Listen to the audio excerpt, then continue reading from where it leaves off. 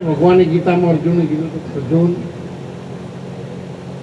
તારી ઈચ્છા નહીં હોય ને તોય પણ આ ધર્મ યુદ્ધ તારા કર્યા વગર છૂટતો નહીં.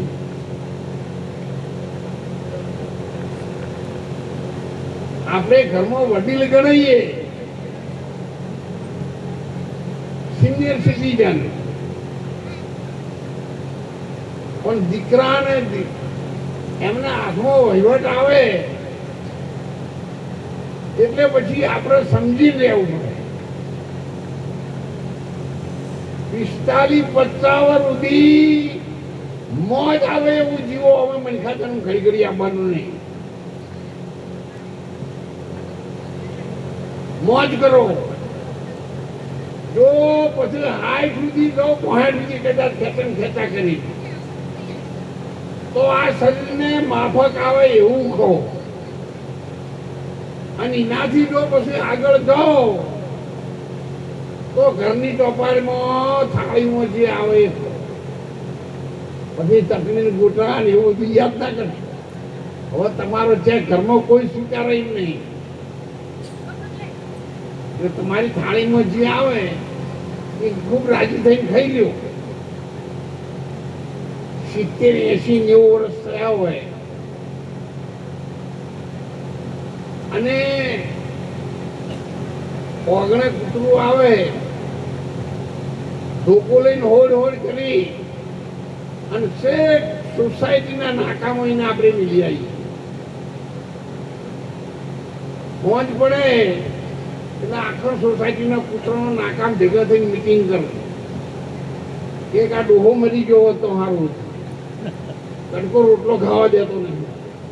તો તમે આટલા બધી નોકરી કરી, ધંધા કર્યા, વેપાર કર્યા, આડાવડું કર્યું, તોય હજુ તમને સંતુષ્ટ નહીં કે ઓગણા આવેલા કોણના એના કાન જેટલો કટકો રોટલો કૂતરા નાખવામાંથી તમે કાઢો છો તો તમે તમારા જીવનનો તો બીજું શું ભલી કરી શકવાના છે.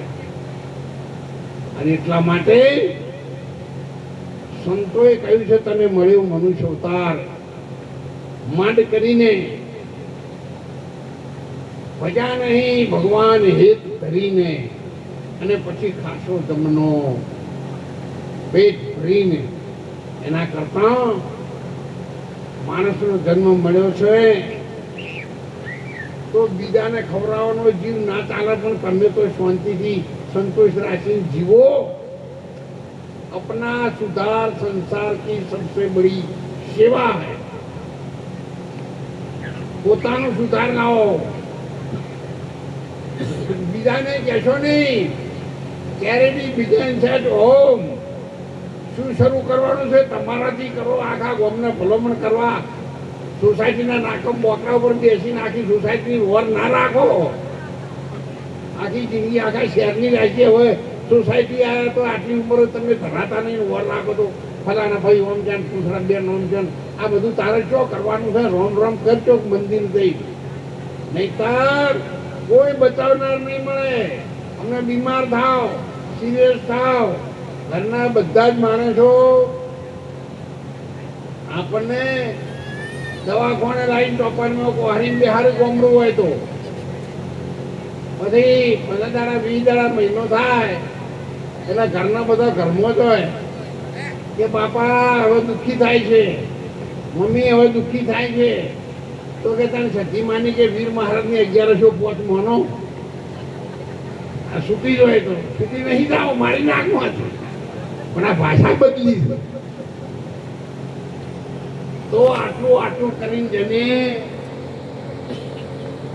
પોતેડે ગોઠવો વાળીને આપણને મોટા કર્યા છે. એના માટે જો આવું કરવાનું આવે એના કરતા ભગવાન આપણને જીવન ટૂંકું બનાવી દે તો સારું. મને બધા ઓળખે છે, કોઈ ઓળખતું નહીં ને એવું છે જ નહીં.